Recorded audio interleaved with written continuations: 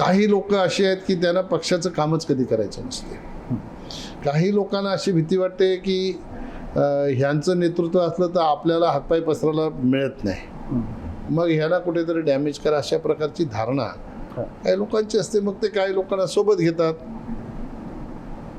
लवाड लोकांना सोबत घेऊन काही लोक स्वतःचा अजेंडा चालवायला बघतात. त्याची पर्वा मी करत नाही. भिवंडी लोकसभा मतदारसंघाची रणधुमाळी सुरू झालेली आहे. या मतदारसंघामध्ये खासदार कपिल पाटील हेही निवडणुकीची तयारी करतायत. खरं तर ग्रामपंचायत सदस्य, सरपंच, पंचायत समिती सदस्य, सभापती, जिल्हा परिषद सदस्य, कृषी सभापती, त्याच्यानंतर अध्यक्ष आणि त्याच्यानंतर थेट खासदार, एकदा नाही दोनदा खासदार, त्याच्यामध्ये एकदा राज्यमंत्रीपद. आत्ता मात्र नव्याने निवडणुकीला सामोरे जाताना त्यांना अनंत अडचणी येतील असं सांगितलं जात आहे. कोणत्याही परिस्थितीमध्ये त्यांचा पराभव करू अशीही चर्चा सुरू झालेली आहे. विरोधात रान उठलंय, विरोधक आरोप करतायत, आरोप प्रत्यारोपाच्या फैरी झडतायत आणि अशा वेळेस या मतदारसंघातील निवडणुकींकडे आणि विरोधकांकडे कपिल पाटील कसं पाहतायत हे आपण त्यांनाच विचारूया. मशाल न्यूज नेटवर्कमध्ये पाटील साहेब आपलं सहर्ष स्वागत. माझा पहिला प्रश्न असा आहे की सहसा एकदा खासदार झालं, दोनदा झालं की लोकांच्या अपेक्षा वाढतात आणि त्या जर पूर्ण झाल्या नाहीत तर लोक विरोधात जातात. म्हणजे तिसऱ्या वेळची निवडणूक लढवताना तुम्ही त्या निवडणुकीकडे कसं पाहता? मी जेव्हा अनेक राजकीय ॲनालिसिस करणारे जे लोक आहेत त्यांच्या जेव्हा चर्चा बघतो, चर्चेमध्ये ते असंच सांगत असतात की पहिली निवडणूक जिंकणं सोपं असते, दुसरी निवडणूक जिंकणं कठीण असते, त्यानंतरच्या निवडणुका जिंकणं हे सोपं असते. त्याची दोन कारणं आहेत की तुम्ही दोन निवडणुकांमध्ये जो विकास केलेला आहे त्या विकासाच्या माध्यमातून जनतेचा तुमच्यावर विश्वास बसलेला असतो आणि तुम्ही काय करू शकता हे तुम्ही प्रूव्ह केलेलं असते. आणि म्हणून जनतेला माहीत असते की आता आपल्याला पर्याय शोधण्याची आवश्यकता नाही.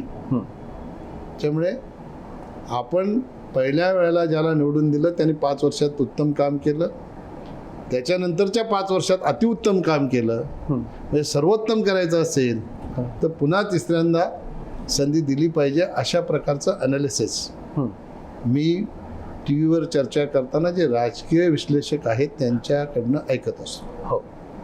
ह्या मतदारसंघामध्येही काही वेगळ्या प्रकारची परिस्थिती होईल असं मला तरी वाटत नाही. कारण मी तर माझ्या पद्धतीने जनतेचा विकासाच्या माध्यमातून विश्वास संपादन करण्याचं काम केलेलंच आहे. पण राज्याचे उपमुख्यमंत्री, आता राज्याचे सन्माननीय मुख्यमंत्री एकनाथ शिंदे साहेब, उपमुख्यमंत्री देवेंद्र फडणवीस साहेब यांच्या माध्यमातून ही या लोकसभेत नाही तर ठाणे जिल्ह्यामध्ये भरीव विकासाचं कार्य हे झालेलं आहे, काही मंजूर झालेलं आहे. त्याचबरोबर देशाचे प्रधानमंत्री, देशाचे ट्रान्सपोर्ट मिनिस्टर गडकरी साहेब, प्रधानमंत्री मोदीजी यांच्या माध्यमातून ही विकासाच्या अनेक गोष्टी ह्या मतदारसंघामध्ये झालेल्या आहेत. तशाच व्यक्तिगत लाभाच्याही अनेक गोष्टी ह्या मतदारसंघातल्या लोकांना त्याचा लाभ मिळालेला आहे.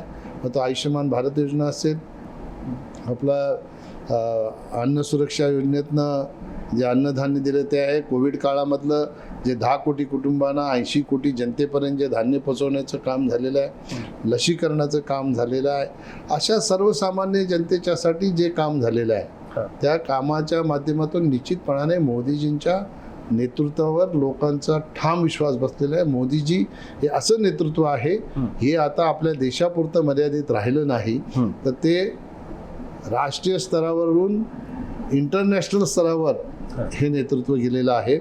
म्हणून आता जो एक 10-12 दिवसापूर्वी जो सर्वे आला, जागतिक सर्वे, त्या सर्वेमध्ये 72% पसंती घेऊन मोदी हे जगातले 1 नंबरचे लीडर झालेले आहेत. आणि त्यांच्या नेतृत्वाखाली ह्या देशामध्ये 2024ची निवडणूक लढली जाणार आहे. निश्चितपणाने जनता मोदीजींच्या नेतृत्वावर विश्वास ठेवून पुन्हा एकदा भारतीय जनता पार्टीची सत्ता देशामध्ये आणेल आणि पुन्हा एकदा भारतीय जनता पार्टीचाच उमेदवार भिवंडी लोकसभेमध्ये निवडून येईल. आणि तो उमेदवार तुम्ही असाल.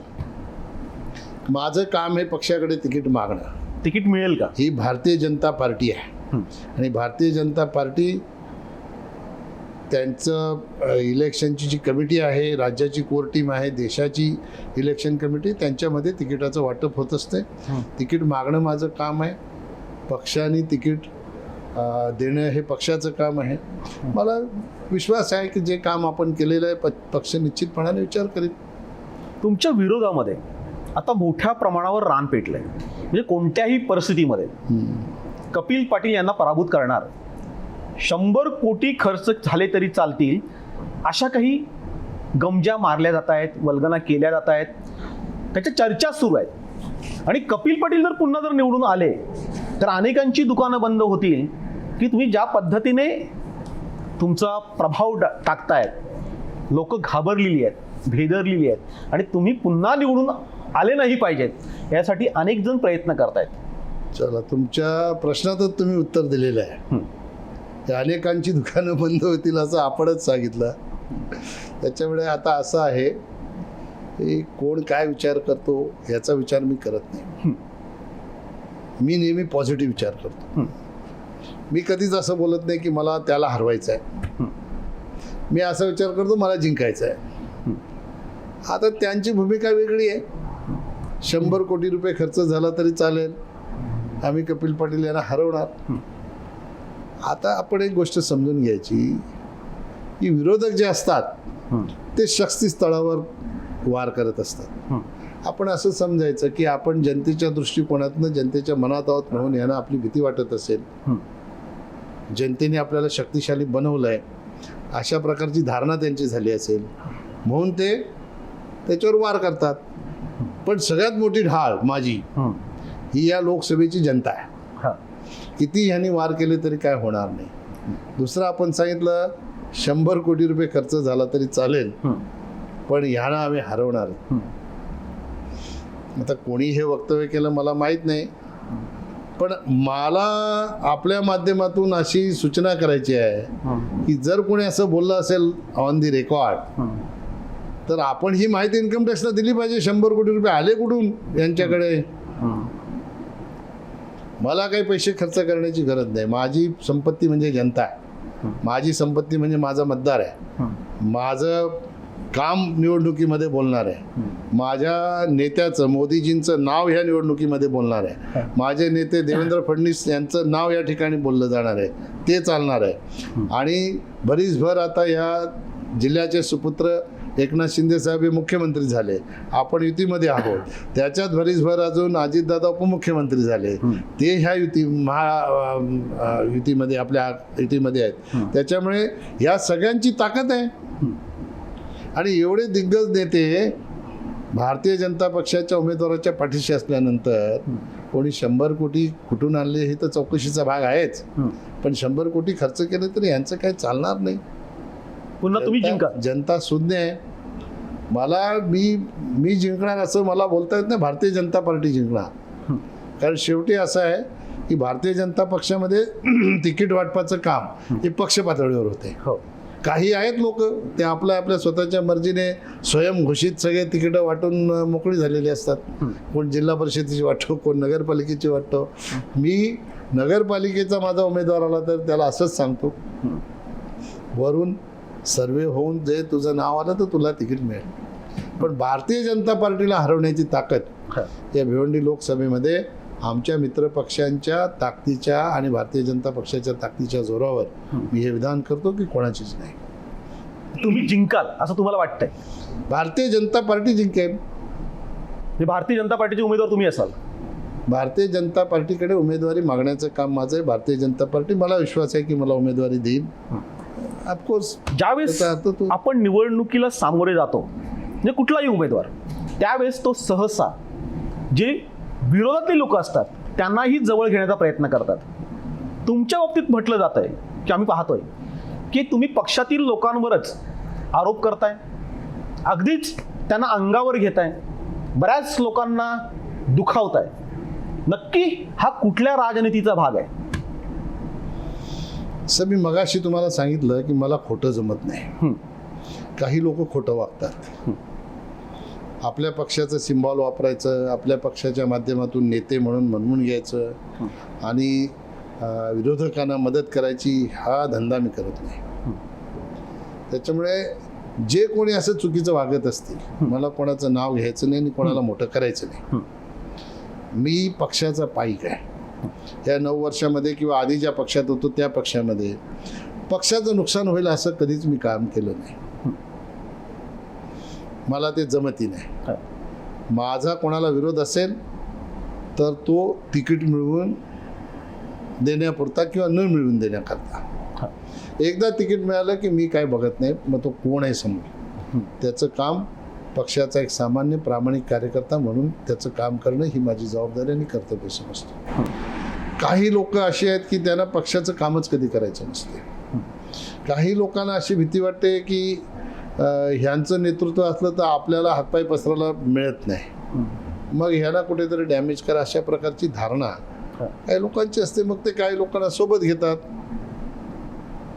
लबाड लोकांना सोबत घेऊन काही लोक स्वतःचा अजेंडा चालवायला बघतात. त्याची पर्वा मी करत नाही.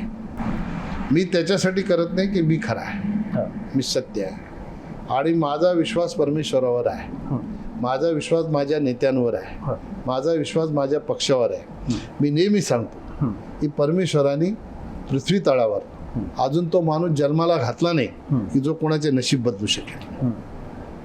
पण नशिबात आहे ते मिळवण्यासाठी आपल्याला मेहनत करावी लागते. मेहनत करणं आपलं काम आहे. नशीब घडवणारी जनता आहे, नशीब घडवणारा परमेश्वर आहे, नशीब घडवणारे आपले पक्षाचे वरिष्ठ नेते आहेत, नशीब घडवणारी आपली पार्टी आहे, ते निश्चितपणाने घडवणार. हा जो आत्मविश्वास आहे हा आपल्या नेत्यांवर असलेला, कामावर असलेला हा आत्मविश्वास आहे. त्याच्यामुळे मी कोणाला अंगावर घेतो किंवा मी कोणाच्या विरोधात बोलतो हा त्याचा अर्थ नाही. मी सत्याची बाजू घेऊन बोलतो आणि याच्यासाठी ज्याला कोणाला वाटत असेल की आमच्यावर उगीच कपिल पाटील खोटं काहीतरी आरोप करतात, तर तुमच्या चॅनलवर तुम्ही चर्चा ठेवा समोरासमोर. जो कोणी नेता असेल त्याच्यासोबत माझी एका व्यासपीठावर बसून चर्चा करण्याची तयारी आहे. चर्चा केल्यानंतर जनतेलाही माहिती पडेल खरं काय खोटं काय. पक्षातीलच लोक म्हणतायत, पक्षातले असो विरोधातले असो कोणाच्या सोबतही इन कॅमेरा सगळी जनता बोलवायची, त्यांच्या समोर चर्चा करायची. खरं खोटं जे काय ते माहिती पडेल ना. बरोबर. आता कशासाठी करतात मग अशी तुम्ही प्रश्न विचारताना त्याचं उत्तर दिलं. त्याच्यामुळे कोणी कसं वागावं हे ज्याच्या त्याच्या संस्काराचा भाग आहे. मी कसं वागावं हे माझ्या संस्काराचा भाग आहे. मला जे वाटतंय की मी अशाच पद्धतीने वागलं पाहिजे, मी माझ्या तत्वांची तडजोड करत नाही. मला जे वाटतं ते मी स्पष्टपणाने बोलतो. मी वरिष्ठ नेत्यांशी बोलतो. मी मगाशी आपल्याला सांगितलं की मला माझ्या वडिलांनी सांगितलं की माणसाला स्वतःचं मत असलं पाहिजे. काही चर्चा असेल, आपल्याला असं वाटतंय चर्चा चालू आहे त्याच्यापेक्षा वेगळं वाटत असेल तर आपलं मत द्यायचं. चर्चेमध्ये आपल्या वरिष्ठ असतील तर आपलं मत दिल्यानंतर आपलं मत त्यांना नाही पटलं तर आपले वरिष्ठ सांगतील त्याच्याप्रमाणे काम करायचं. वरिष्ठांचा आदेश धुडकावायचा नाही, वरिष्ठांच्या सूचनेप्रमाणे आदेशाप्रमाणे काम करणं, पण आपलं मत द्यायचं. काही नेते असे आहेत त्यांना वरिष्ठांचं नाही, कोणाचं नाही, स्वतःच फक्त मी सांगतो ते खरं, असे काही नेते आहेत. त्याच्यामुळे त्यांना असं वाटते त्याला आपण काय करू शकतो. याच्यामध्ये वरिष्ठांचा हस्तक्षेप होतोय? नाही, वरिष्ठ मी तर कधी वरिष्ठांना सांगितलं नाही की आपण हस्तक्षेप करावं. मला असं वाटत नाही. मी हा विचार करतो की आपल्या पाठीमागे जनता आहे. नेत्यांमध्ये ह्याच पक्षात काय कुठल्याही पक्षामध्ये वाद आहेतच. पण हे जाहीर सुरू आहे. हे वाद जाहीर सुरू आहेत. नाही, बऱ्याच पक्षामध्ये आहेत ना असे जाहीरपणाने वाद. आता आपण बघतो कधी काँग्रेस शिवसेना नाना पटोले वेगळे बोलतात, अशोक चव्हाण वेगळे बोलतात, तिकडे राष्ट्रवादीत एक वेगळं कोण बोलतो, दुसरा कोण वेगळं बोलतो, एक जण बोलतो आमचा पक्ष फुटलाच नाही, दुसरं बोलतो आमच्यात गटच नाही. अशा प्रकारे सुरूच आहे. शिवसेनाही सुरू आहे. पण याचा फटका निवडणुकीवर होईल असं वाटत नाही तुम्हाला? मला वाटत नाही. माझा ह्या लोकसभा क्षेत्रातल्या जनतेवर पूर्णपणाने विश्वास आहे. जनतेला माहीत आहे खरं काय खोटं काय.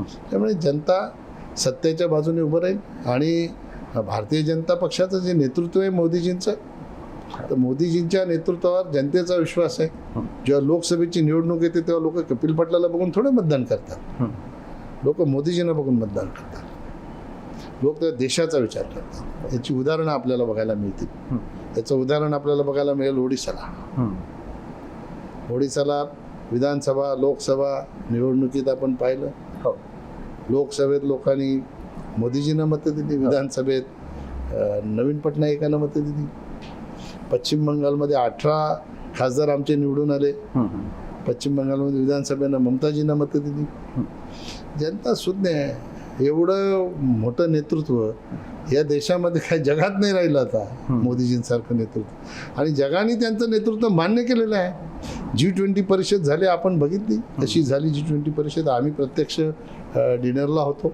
आमचं सौभाग्य आहे एवढ्या राष्ट्रांच्या प्रमुखांसोबत आम्हाला त्या ठिकाणी डिनर करायला मिळणं.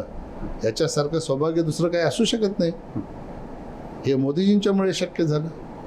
आणि मी अतिशय जबाबदारीने सांगतो, आता जे ब्राझीलला दिलं G20चं अध्यक्षपद, त्यांना निश्चितपणाने आता प्रेशर आलं असेल की भारताने मोदीजींच्या नेतृत्वात एवढी चांगली G20 परिषद केली, तर त्यांच्यावर प्रेशर आहे याच्यापेक्षा चांगलं करून दाखवण्याची किंवा याच्यासारखी करून दाखवण्याची.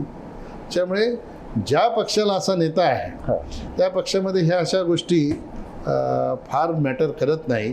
आणि जनता जी आहे ती जनता सुज्ञ आहे. जनता मोदीजींना बघून मतदान करत असते लोकसभेला. पण भारतीय जनता पार्टीच्या विरोधात जे गावागावामध्ये वातावरण विरोधामध्ये दिसतंय, जे लोक जे काही महाराष्ट्रात घडलंय, फाटाफुटीचं राजकारण आहे, एक पक्ष फोडला दुसरा पक्ष फोडला, यावर लोकांचा संताप आहे.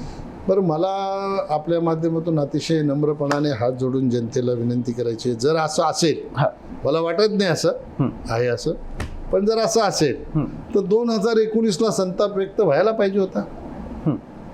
2019ला जनतेने जो कॉल दिला तो देवेंद्रजींना मुख्यमंत्री करण्यासाठी दिला. आता परिस्थिती बदलली. काँग्रेस आणि राष्ट्रवादीच्या सोबत जाऊन उद्धव साहेब मुख्यमंत्री झाले, तेव्हाही अशाच प्रकारच्या भावना यायला पाहिजे होत्या. म्हणजे आपण असं समजायचं का की त्यांनी केलं ते बरोबर आहे आणि ह्यांनी केलं ते चूक आहे, असं नाही. ॲक्शनची रिॲक्शन कुठल्याही बाबतीत येते. तुम्ही जे पेराल ते उगवणार. तुम्ही गहू पेरले तर तांदूळ नाही उगवणार. तुम्ही गहू पेरले तर गहूच उगवणार. त्यामुळे या महाराष्ट्राच्या परिस्थितीला जबाबदार कोण आहे ह्याची माहिती आपण घेतली पाहिजे. मधल्या काळात तर पवार साहेबांनी स्वतःच या सगळ्या गोष्टींची कबुली देऊन टाकली. आणि स्वतःच कबुली दिली. अजितदादाला कशी शपथ घ्यायला सांगितली, राष्ट्रपती राजवट काढण्यासाठी काय केलं, उद्धव साहेबांशी काय कशी चर्चा सुरू होती, काय सगळं त्यांनी सांगितलं की. मग याच्या पाठीमागे किती मोठं षडयंत्र होतं. मग ह्या ज्या लोकांचे आता पक्ष फुटलेले आहेत तेव्हा दुसऱ्याच्या घरात तुम्ही जेव्हा आग लावायला जाता त्याची झळ तुम्हाला बसणारच नाही. ते भिवंडी लोकसभा मतदारसंघात याचा परिणाम होणार नाही असं वाटतं तुम्हाला? कशाचा परिणाम होणार? ते बघा, एक शिवसेना एक होती, शिवसेना आता 2 झालेल्या आहेत. मागच्या वेळेस शिवसेना भाजप युतीने तुम्ही लढलात, शिवसेना भरभक्कमपणे तुमच्या पाठीशी उभी राहिली होती. आता त्या शिवसेनेच्या 2 शिवसेना झाल्यात. जी एकनाथ शिंदे साहेबांबरोबरची जी शिवसेना आहे ती भाजपच्या बरोबर असली तरी मतदारसंघातील शिवसेनेचे जे नेते आहेत एकनाथ शिंदे साहेबांचे, तेही तुमच्यावर नाराज आहेत. भारतीय जनता पार्टीचे काही आमदार नेते, काही पदाधिकारी हेही तुमच्या विरोधात आहेत. आणि पलीकडे जाऊन आपण जर बघितलं तर राष्ट्रवादी काँग्रेस आणि इतर सगळे पक्ष हे एकत्र येऊन तुमच्या विरोधात एकाच एक उमेदवारी द्यायची तयारी चालवलेली आहे. या सगळ्या घडामोडींकडे तुम्ही कसं पाहताय? आता मागची निवडणूक सुद्धा एकाच झाली. हं. मागची निवडणूक सुद्धा एकाएक झाली. पण मी आपण सांगितलेल्या गोष्टीचं विश्लेषण करतो की दोन्ही निवडणुकीला आमच्या शिवसेनेच्या मित्रपक्षांनी अतिशय प्रामाणिकपणाने, अतिशय मेहनत घेऊन माझ्या पाठीशी ती खंबीरपणाने उभे राहिले. विशेषतः प्रकाश पाटील असतील, विश्वास तळे असतील, तिकडे मारुती धिरडे आहेत, इकडे आता आपले बिचारे भगवान चौधरी वाड्याचे होते, ते गेले. अरुण पाटील जे आहेत ते आहेत. आणि असे शिवसेनेत असलेले अनेक नेते, मग शहरातले नेतेही समजा सुभाष माने वगैरे झाले, मनोज काटेकर झाले, रुपेश म्हात्रे आमदार होते, ते आता वेगळ्या पक्षात. या सगळ्या लोकांनी सहकार्य केलेले प्रामाणिकपणाने. आणि आता पक्षाची जरी विभागणी त्यांच्या झाली असली आणि आपण सांगितलं की जे एकनाथ शिंदे साहेबांबरोबर शिवसैनिक आलेले आहेत ते माझ्यावर नाराज आहेत, मला असं वाटत नाही. मी तर असं विधान करीन की जे उद्धव साहेबांच्या बरोबर शिवसेनावाले तेही माझ्यावर नाराज नाहीत. तेही नाराज नाहीत. तेही नाराज, तेही तुमच्या बरोबर आहेत. नाही, बरोबर असं मी नाही दावा करत. तेही माझ्यावर नाराज नाहीत. तर हे नाराज असण्याचं काही कारण नाही. आणि मी जी शिवसेना ओळखतो ती उद्धव साहेबांबरोबर असलेली असो की शिंदे साहेबांबरोबर असलेली असो, शिवसेनेमध्ये आदेश चालतो. शिवसेनेला आदेश आला की शिवसेनेचा कार्यकर्ता कामाला लागतो. म्हणून अशा पद्धतीने आपण त्याच्यावर वक्तव्य करून शिवसैनिकांची जी निष्ठा आहे पक्षाच्या प्रती, मग ती शिंदे साहेबांच्या प्रती असेल किंवा तिकडे राहिलेली त्यांच्या प्रती असेल, त्याच्या बाबतीत मी असं वक्तव्य करणं मला काही उचित वाटत नाही. राहिला प्रश्न राष्ट्रवादीचा आपण उल्लेख केला, तर राष्ट्रवादीमध्ये जेवढे लोक आहेत सगळे जुने सहकारी आहेत माझे, त्याच्यामुळे तिकडे मला काही अडचण दिसत नाही. जशी शिवसेना राष्ट्रवादी तुमच्या बरोबर राहील, शिवसेनेत नाही दिसत, इकडे नाही दिसत. जी अजितदादांच्या बरोबर राष्ट्रवादी आहे ती निश्चितपणे राहील. आता शहापूरचे आमदार दरोडा, त्यांचं मी नाव घ्यायला विसरलो, ते शिवसेनेत असताना त्यांनीही चांगली मदत मला केलेली आहे. निश्चितपणाने अनेक नावं घेता येतील. चुकून कोणाचं मी फरारच नावं घेत राहिलो, चुकून कोणाचं राहिलं तर मग ते बरोबर नाही, आमचं नाव घेतलं नाही. मी आपल्या माध्यमातून आधीच असं सांगतो की मला सगळ्या शिवसैनिकांनी मदत केली. मी ज्यांची नावं घेतली, ज्यांची नाही घेतली, त्यांनी असं वाटू नये की बाबा आपण मदत केली नव्हती का. आपण सगळ्यांनी मदत केली होती. पण राहिला प्रश्न राष्ट्रवादीचा, तर राष्ट्रवादी निश्चितपणाने जी राष्ट्रवादी अजितदादांच्या बरोबर आहे ती पूर्ण ताकदीनिशी माझ्या पाठीशी राहील. त्यामुळे मला कुठल्या गोष्टीची अडचण आहे असं मला वाटत नाही. आणि एकाच एक उमेदवार तर इथेच नाही, अख्ख्या देशामध्ये करण्याची भूमिका घेतलेली आहे. बरोबर, त्याचा काही फरक पडणार नाही आपल्याला. काय फरक पडेल मी सांगतो तुम्हाला. INDIA हे जे गठबंधन आहे, या गठबंधनाचं कसं काय, मला आपल्या जिल्ह्याचा आपण विचार करू. चला, आपल्या जिल्ह्यामध्ये 3 जागा आहेत. आता राष्ट्रवादी भिवंडीच्या जागेवर दावा करते, शिवसेनाही भिवंडीच्या जागेवर दावा करते. काँग्रेसला लढायला जागा कुठे आहे? मग काँग्रेसला असं वाटतं की, हे माझा अंदाज असं वाटत असेल की एकमेव जागा आहे जिथे लढू शकतात. बरोबर बरोबर. मग आता अशा पद्धतीमध्ये जर आतापासून सुरू असेल तर पुढे काय होईल आपण त्याचा विचार न केलेला बरं. असं प्रत्येक ठिकाणी होणार, देशात अख्ख्या होणार. बरोबर, पूर्ण देशामध्ये ही अशी परिस्थिती निर्माण होणार.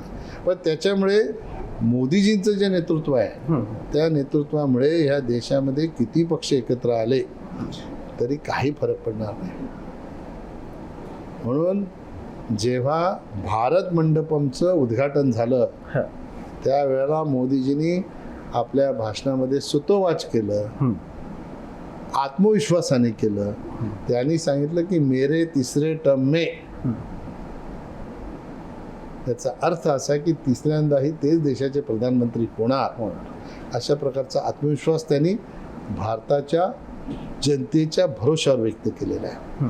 आणि भारताची जनता निश्चितपणाने मोदीजींच्या पारड्यामध्ये वजन टाकून तो विश्वास सार्थ ठरवण्याचं काम करेल. कारण ह्या देशाचा गौरव जो ह्या 9.25 वर्षामध्ये वाढलेला आहे, असा गौरव देशाला कधीच मिळाला नाही. आज जगामध्ये, विश्वामध्ये भारताची जी प्रतिमा झालेली आहे ती आपण विदेशात गेल्यावर आपल्या लक्षात येते की लोक किती आपुलकीने आणि किती गर्वाने भारताच्या नागरिकांकडे बघायला लागतात. एक इज्जत भारताच्या नागरिकाला विदेशामध्ये मिळाली.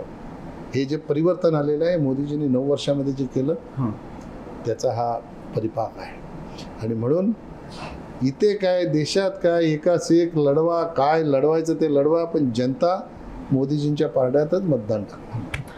तुम्ही जर सांगितलं की दोन्ही वेळेला तुमच्या दोन्ही निवडणुकांमध्ये शिवसैनिकांनी चांगल्या प्रकारे काम केलं, मात्र प्रत्येक वेळेस दोन्ही वेळेस म्हणजे तुम्ही निवडून आल्यानंतर शिवसेनेला विसरता असा त्यांचा आरोप आहे. शिवसेनेची कामं तुम्ही करताय? असं कधीच झालं नाही. माझ्याकडे कोणी आता कोणीही कामाला होते, मी कधी पक्ष विचारत नाही. तर जे आमच्या युतीमध्ये आमचे सहकारी होते त्यांना कसं विचारणार तू कुठल्या पक्षात आहे, तो मी कधीच पक्ष नाही बघत. जो माणूस माझ्याकडे कामासाठी पोचतो त्याचं काम मी करतो, तो कुठल्याही पक्षाचा असो. शिवसेनेचा थळे साहेबांनी कुठलं काम सांगितलं ना झालं नाही किंवा मी केलं नाही असा विषयच नाही. प्रकाश पाटील साहेबांनी कधी ते सांगत नाही, तर ते स्वतः सक्षम आहेत. त्याच्यामुळे ते मला कधी म्हणजे फार मला त्यांनी काम सांगितल्याचं मला आठवत नाही प्रकाश पाटील साहेब. पण माझ्याकडे कोणी शिवसैनिक जर कामासाठी आला तर मी जेवढं प्राधान्य BJPला देतो किंबहुना त्याच्यापेक्षा जास्त प्राधान्य आमच्या शिवसेनेच्या सहकार्याला निश्चितपणाने देण्याचं काम मी करतो. पण जेवढे येतील माझ्याकडे त्यांची मी कामं करत असतो. शिवसैनिक नाराज त्यामुळे विसरण्याचा काही जो आपण प्रकार सांगतो तो विसरण्याचा काही प्रश्न नाही. प्रश्न दुसरा असा आहे की मतदारसंघामध्ये समाजावाईज जर आपण बघितलं तर आपण नुकताच कुणबी समाजाची एक बैठक घेतली. म्हणजे बैठक घेऊ अशी का वाटली? म्हणजे कुणबी समाज तुमच्या नाराज आहे? मी दुरुस्त करतो, बैठक मी घेतली नाही. मी तर दिल्लीत होतो. कुणबी समाजाची बैठक जिल्हा अध्यक्ष मधुकर मोपे हे कुणबी समाजाचे आहेत. वाड्याचे योगेश पाटील हे कुणबी समाजाचे आहेत. त्यांनी ती बैठक घेतली. त्यांना ती बैठक घ्यावीशी का वाटली त्याचं कारण तुम्ही त्यांना विचारू शकता. मला सांगितलेलं मी तुम्हाला सांगतो. मला त्यांनी असं कारण सांगितलं की आम्ही ही बैठक का घेतोय. मी तर त्यांना सांगितलं तर मी त्या बैठकीला येत नाही, कारण तुमच्या समाजाच्या म्हणजे भारतीय जनता पक्षामध्ये असलेल्या समाजाच्या कार्यकर्त्यांची बैठक होती. तुम्ही समाजाची म्हणून बैठक घेता, बरे BJPची असेल तर मी न आलेलं बरं. तर त्यांनी फार आग्रह केला म्हणून मी गेलो. त्याच्या पाठीमागे कारण असं होतं की तुम्ही मगाशी जे सांगितलं की इतकी कामं करून तुमचे कार्यकर्ते कुठे कमी पडतात का, तर ते कार्यकर्त्यांचं हे कामापुरतं थांबलं नव्हतं. ह्याच्या कक्षा वाढवल्या गेल्या होत्या आणि त्या समाजावर नेल्या होत्या. कुणबी समाज कुणबी समाज कुणबी समाज असं करून काही लोक स्वतःला प्रेझेंट करत होते. आणि म्हणजे समाजामध्ये कारण नसताना दुफळी निर्माण करण्याचं काम होतं. तर फक्त त्याच समाजामध्ये दुफळी आणि मग पुन्हा इतर समाज आणि कुणबी समाज अशा प्रकारची दुफळी. म्हणून त्या सहकार्याने अतिशय चांगला विचार केला की असं कोणी जातीवाद करत असेल तर त्यांना थांबवणं हे आपलं समाजाचं काम आहे. म्हणून त्या लोकांनी पुढाकार घेऊन त्याची बैठक लावली. माझ्यावर कुणबी समाज नाराज नाही. मी अतिशय जबाबदारीने विधान करतो, इन कॅमेरा विधान करतो. कुणबी समाज जातीवादी नाही. पण त्यांचं म्हणणं तुम्ही जातीवाद करताय ना. कुणबी समाज जातीवादी नाही. कुणबी समाज जर जातीवादी असता तर विश्वनाथ पाटील साहेब उभे असतानाही कुणबी समाजाने त्यांच्यापेक्षा जास्त मतं मला दिली. नंतर सुरेश टावरे होते त्याच्यामुळे तो काही जातीचा प्रश्न निर्माण झाला नाही. पण तेव्हाही कुणबी समाज पूर्ण ताकदीने माझ्या पाठीशी उभा राहिला.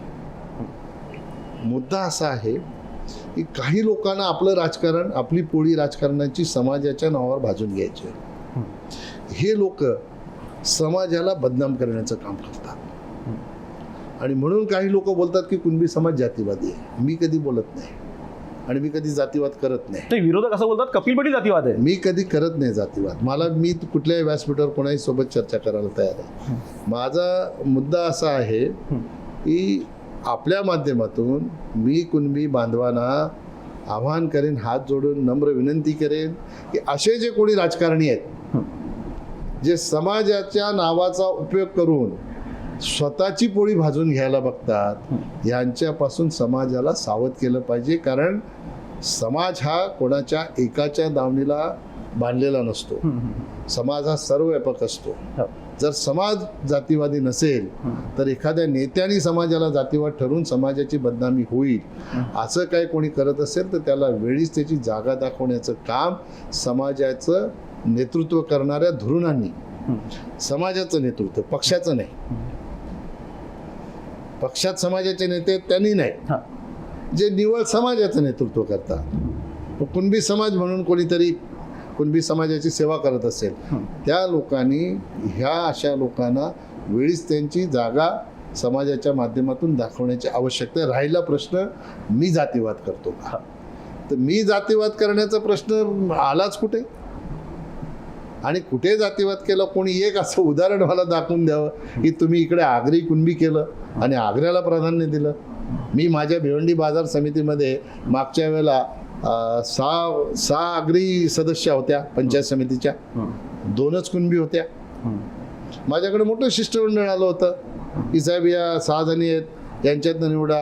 मी कुणबी समाजाची रवीना जाधव तिला सभापती केलं. हा जातीवाद आहे का? असा हा जातीवाद असेल तर तो मला मान्य आहे. हे तुमचं म्हणणं आहे. मी आग्र्यांवरही अन्याय केला नाही. हा. मी आगरी उपसभापती केला. आता हे पण ते दुर्दैवाने त्याची चिठ्ठी आली नाही, ते चिठ्ठीवर झालं. बरोबर.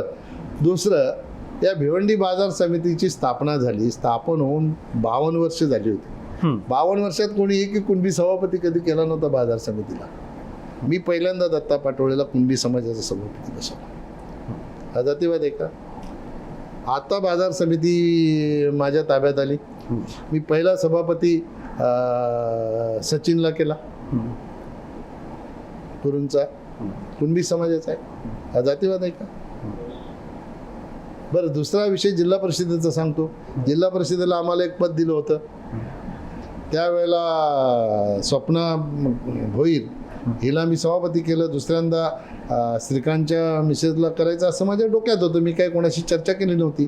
पण तेव्हा माझा सहकारी आपला चिंतामण मगर कल्याणचा, त्याची मिसेस, तिच्यासाठी तो मागत होता. मी त्याला साफ मनाई केली. मी बोला एकदा आगरी झाली, आता होणार नाही तुझं, आता कुणबी समाजाचीच होणार. आणि श्रेया गायकरला मी सभापती बसवली. त्याने भरलेला फॉर्म त्याला दम देऊन काढायला लावला. त्याला शब्द दिला की ही 2.5 वर्ष, त्याच्यातलं 1.25 वर्ष ते राहणार, 1.25 वर्ष तुला करणार. पण आता मी परत आगरी समाजाची सभापती करणार नाही, कारण आता झाली एक टर्म.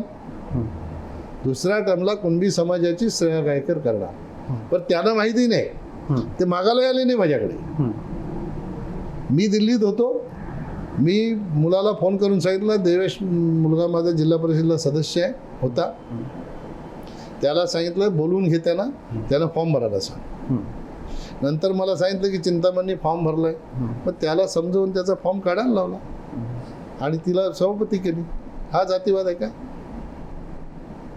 असे अनेक उदाहरणं आहेत जी कुणबी समाजाच्या कार्यकर्त्यांना न्याय देण्यासाठी मी घेतलेली भूमिका आहे. ते चर्चा याच्यासाठी झाली की जी तुम्ही सभा घेतलीत, जर कुणबी समाजाचा उमेदवार तुमच्या विरोधात जर उभा राहिला आणि कुणबी समाज एकवटला तर तुम्हाला धोका होऊ शकतो असं वाटतंय का? नाही. मी बघा, मला आता फार विश्लेषण करण्याची आवश्यकता नाही. 21 लाख मतदार आहेत या लोकसभेत. आपण किती आहोत आगरी कुणबी? मला काय आकडेवारी द्यायची नाही, मी त्या सभेमध्ये दिली होती. आपण कधी तपासून बघा किंवा of the record, in camera नाही, ऑफ दी कॅमेरा, मी आपल्याला याचं विश्लेषण देईन. आणि दुसरा मुद्दा असा आहे की 100% कधी कोण असं एका बाजूला जातो का? मी आगरी समाजाचा आहे, मी दावा नाही करू शकत की सगळा आगरी समाज माझ्या बरोबर आहे, असं होऊ शकत नाही. बरं, आता मराठा समाजाचं आरक्षण चाललंय. मी मराठा समाजाला आरक्षण दिलं म्हणून सगळा मराठा समाज एका पक्षाच्या झेंड्याखाली कुठे येणार आहे का? नाही येत. असं होत नाही. सगळ्या पक्षामध्ये मराठा समाजाचे नेते आहेत. आज शिंदे साहेब मराठा आहेत, मुख्यमंत्री आहेत. मग महाराष्ट्रातला अख्खा मराठा समाज त्यांच्या सोबत आलाय का? नाही आला. त्यांच्यावर प्रेम करणारा मराठा समाज त्यांच्या सोबत आहे. पवार साहेब एवढी वर्षाची परंपरा आहे त्यांची, संसदीय परंपरा 56 वर्षाची. अख्खा मराठा समाज त्यांच्या बरोबर आहे का? पण इकडं कोण एवढं मोठं नेतृत्व आहे का? या भिवंडी लोकसभेमध्ये पवार साहेबांच्या उंचीचं, एकनाथ शिंदे साहेबांच्या उंचीचं, अजितदादाच्या उंचीचं, पृथ्वीराज चव्हाणच्या उंचीचं, अशोक चव्हाणच्या उंचीचं एवढं कोणी मराठा नेता आहे इकडे? की त्याच्या मागे कुणबी नेता आहे का कोणीकडे की त्याच्या मागे अख्खा कुणबी समाज उभा राहील? बरं, विश्वनाथ पाटील साहेबांनी जे राजकारण केलं ते समाजाचं राजकारण केलं. त्यांनी समाजाचा आधी वापर नाही केला, निवडणुकीत कधीच वापर नाही केला त्यांनी. की निवडणूक आपल्याला लढायचे म्हणून समाजाला आपण गळ घाला आणि निवडणूक लढा असं काम नाही त्यांनी केलं. त्यांनी आधी समाजाच्या तरुणांना न्याय देण्यासाठी, शेतकऱ्यांना समाजाच्या न्याय देण्यासाठी आंदोलन उभी केली. त्या आंदोलनातून मुंबई महापालिका असेल, शेतकऱ्यांचे काही न्याय हक्काचे प्रश्न असतील ते प्रश्न सोडवले, मुंबई महापालिकेमध्ये नोकऱ्या दिल्या. त्या आंदोलनातून त्यांनी हे समाजाचं हित साधलं आणि मग समाजाच्या रेट्याच्यामुळे ते निवडणुकीच्या रिंगणात आले. त्यांनी समाजाचा वापर नाही केला, त्याने आधी समाजाला दिलं आणि मग समाजाच्या रेट्यामुळे ते आले. त्यांची महत्वाकांक्षा म्हणून ते आले. त्यांची महत्वाकांक्षा असते ती जिल्हा परिषदला निवडणूक कशाला लढले असते? समाजाच्या तरुणांचं नेतृत्व उभं व्हावं. इतर पक्षामध्ये कदाचित त्यांना असं वाटलं असेल समाजाला, इतर पक्षामध्ये आपल्याला न्याय मिळत नाही म्हणून आपल्या समाजाची एक आघाडी उभी करून आपण निवडणुका लढू शकतो का, जिंकू शकतो का? तर ते लढले. 8-9 जागा त्यांनी जिल्हा परिषदेच्या जिंकल्या होत्या. मोठं यश होतं ते. पण त्यांनी आधी समाजाला काहीतरी दिलं आणि मग समाजाच्या रेट्यामुळे ते निवडणुका लढल्या. त्यांनी समाजामध्ये अशी दुफळी तयार केली नाही. मतदानासाठी किंवा निवडणुकीसाठी समाजाला वेठीस धरायचं असं काम त्यांनी केलं नाही. हे समाजाला वेठीस धरण्याचं काम सुरू झालं आणि म्हणून तसं करायला वाटलं की हे चुकीचं चाललंय. की जर कपिल पाटील जातीवाद करत नाही तर त्यांच्या विरोधात असे खोटे व्हॉट्सअपवर मेसेज पाठवून कोणी जर बदनामी करत असेल आपल्या कार्यकर्त्याची तर ती कुठेतरी थांबलं पाहिजे. आणि ते थांबवायचं असेल तर आपण कुणबी समाजाचे आहोत म्हणून आपण पुढे आलं पाहिजे. अशा प्रकारची धारणा त्यांनी जर मनामध्ये ठेवली आणि ते पुढे आले तर याच्यात चुकीचं काय? मी आपल्या माध्यमातून आपल्यालाही सांगेन, जेव्हा जेव्हा कधी आपल्याला संधी मिळेल आपणही कुणबी समाजाच्या जनतेला आवाहन केलं पाहिजे की कुणबी समाजाला जातीवाद ठरवण्यासाठी काही लोक अशा प्रकारे समाजाचा वापर करत असतील तर त्यांना तिथं ब्रेक लावला पाहिजे. त्यामुळे समाजाची बदनामी होते. तुम्ही आरक्षणाचा मुद्दा काढलात, मराठा आरक्षण. ओबीसी आरक्षणाचाही वाद मोठा आहे. तुम्ही ओबीसी आहात, त्या प्रश्नावर तुमची भूमिका नेमकी काय? मी बघा, काल माझ्याकडे विश्वनाथ पाटील साहेब आले होते, त्यांचं शिष्टमंडळ आलं होतं की ओबीसींसाठी त्याची सभा 29 तारखेला सन्माननीय मुख्यमंत्र्यांनी देवेंद्रजींनी लावलेली, मुख्यमंत्री त्याला उपस्थित आहेत. तर मराठा समाजाला आरक्षण देण्याच्या बाबतीत विरोध कोणाचा नाही. मध्ये हे जेव्हा जालन्याची घटना घडली तेव्हा मला एका पत्रकाराने प्रश्न विचारला. मी बोललो, अनेक मराठा मुख्यमंत्री झाले, कधी मराठांना आरक्षण दिलं का? देवेंद्र फडणवीस जे मुख्यमंत्री होते त्यांनी आरक्षण दिलं, कोर्टात टिकवलंही. पण दुर्दैवाने त्यानंतर सरकार बदललं, त्या नवीन सरकारला ते टिकवता आलं नाही म्हणून ही परिस्थिती आलेली आहे. म्हणजे अमराठा मुख्यमंत्री त्यांनी मराठ्यांना आरक्षण दिलं. आता आपण जर लोकसंख्या वाईज गेलो तर महाराष्ट्रामध्ये मराठा लोकसंख्या जास्त आहे की ओबीसी जास्त आहे? निश्चित ओबीसी जास्त आहे. देशामध्ये जर 52% ओबीसी लोकसंख्या असेल, महाराष्ट्रामध्येही ओबीसी लोकसंख्या जास्त आहे. मग मला जे समजते, माझं स्वतःचं असं व्यक्तिगत मत आहे की ओबीसीच्या आरक्षणाला धक्का न लावता मराठ्यांना आरक्षण द्यायला कोणाचाही विरोध नाही. दुसरी गोष्ट अशी आहे की आता जे काही मोर्चे निघतात त्या मोर्चांमध्ये अशा प्रकारचं चित्र उभं केलंय काही नेत्यांनी. विशेषतः त्याच्यामध्ये काँग्रेसनी इंटरेस्ट घेऊन, जास्त पुढाकार घेऊन सरकारला बदनाम करण्याची भूमिका घेतलेली आहे की ओबीसीचं आरक्षण कमी होणार, ओबीसीच्याच कोट्यातलं आरक्षण मराठ्यांना देणार, अशा प्रकारची काँग्रेसमध्ये ओबीसी नेते जे आहेत त्यांनी जी भूमिका घेतलेली आहे. मला असं सांगा की आता मराठा समाज महाराष्ट्रामध्ये ओबीसीपेक्षा जर कमी असेल तर मराठ्यांना आरक्षण देताना एवढ्या मोठ्या संख्येत असलेल्या ओबीसी समाजाला कोणी अंगावर घेईल का? नाही घेणार. राज्य सरकारची अशी भूमिका नाही. सन्माननीय मुख्यमंत्री एकनाथ शिंदे साहेब, उपमुख्यमंत्री देवेंद्र फडणवीस साहेब, उपमुख्यमंत्री अजितदादा ह्यांचं तिघांचं स्पष्ट म्हणणं आहे, आणि हे सगळं महाराष्ट्राला माहीत आहे, देशाला माहीत आहे, की ओबीसीचा 1% कमी न करता मराठा समाजाला आरक्षण कसं देता येईल ह्या बाबतीतला त्यांचा प्रयत्न सुरू आहे. आरक्षण दिल्यानंतर ते कसं टिकेल याच्यासाठी त्यांचा प्रयत्न सुरू आहे, आणि ह्याच ट्रॅकवर ते काम करतात. म्हणून 29 तारखेला कदाचित तर अजेंडा हाच असावा, मला माहीत नाही, अजेंडा हाच असावा की ओबीसी समाजाने शाश्वत राहावं. ओबीसी समाजाच्या आरक्षणाला कुठलाही धक्का न लावता आम्ही मराठा समाजाचं आरक्षण टिकेल असं देण्याच्या भूमिकेत आहोत. अशाच प्रकारची कदाचित त्या सभेचा अजेंडा असावा. आणि मी जसं व्यक्तिगत पातळीवर सांगितलं, मला विश्वास आहे की असं राज्य सरकारकडून तरी असं निर्णय काही होणार नाही याची मला पूर्णपणे खात्री आहे. आता शेवटचा प्रश्न, तुम्ही 2 टर्म खासदार झालात, म्हणजे 10 वर्ष जवळपास पूर्ण होत आलेली आहेत. पुन्हा हॅट्रिक माराल असं तुम्हाला वाटतंय का? आणि पुन्हा तुम्ही निवडून आलात तर नेमकं काय करणार आहात?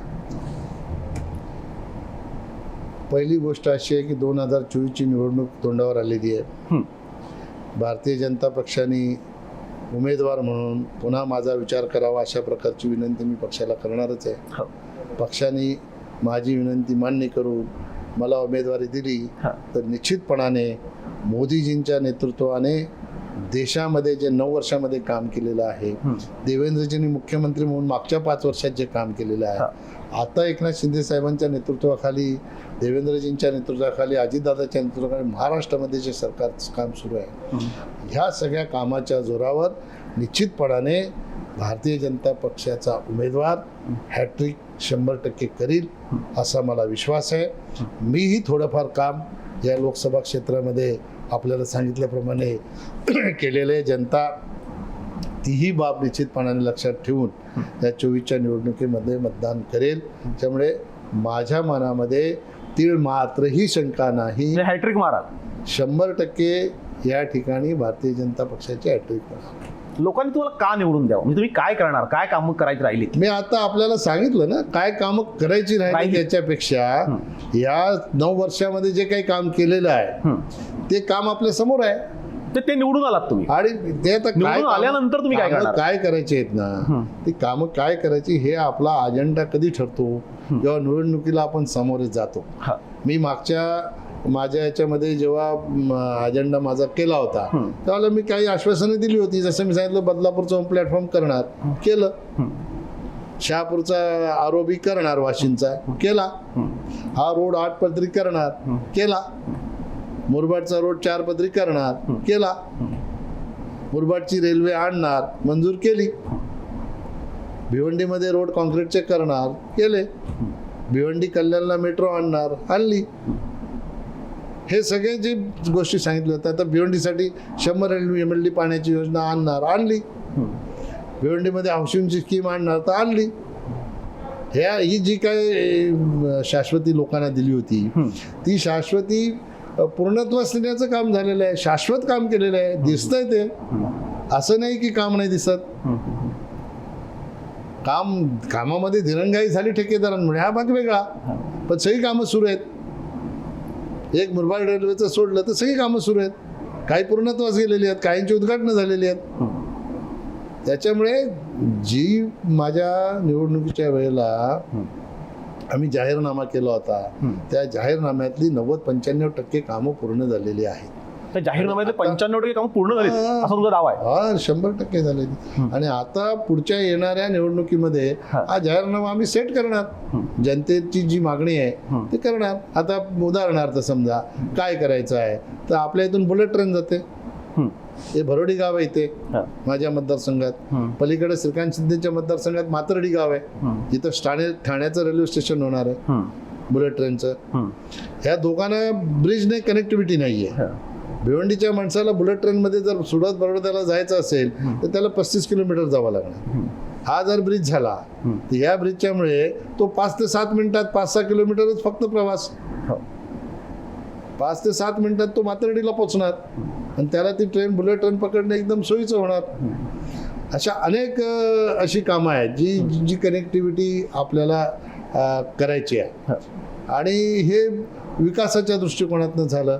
आता जसं आपण सांगितलं की इंजिनियर कॉलेज नाही, मेडिकल कॉलेज नाही, आपल्याकडे युनिव्हर्सिटी नाही, या सगळ्या गोष्टी आहेत. ह्यांच्यावर फोकस करून शैक्षणिक दृष्टिकोनातनं आपल्या ह्या लोकसभेतली मुलं ही कशी सक्षम होतील आणि उच्च शिक्षण घेऊन देशाच्या सेवेमध्ये कशी जातील याच्यासाठी निश्चितपणे प्रयत्न करणार. एखादा केंद्र सरकारचा आपल्याला प्रोजेक्ट आणता येतो का?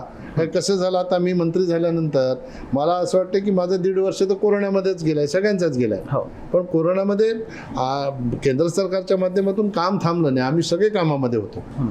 परंतु थोडाफार ब्रेक तर लागतोच कामाला.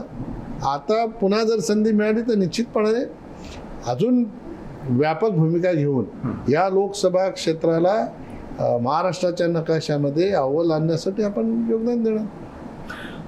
प्रेक्षको, लवकरच निवडणुका येत आहेत, घोडा मैदान जवळ आहे. कपिल पाटील साहेबांचा कॉन्फिडन्स आहे की ते पुन्हा निवडून येतील आणि भिवंडी लोकसभा मतदारसंघाला एक वेगळी ओळख निर्माण करून देण्याच्या दृष्टीने प्रयत्न करतील. साहेब, धन्यवाद. नमस्कार.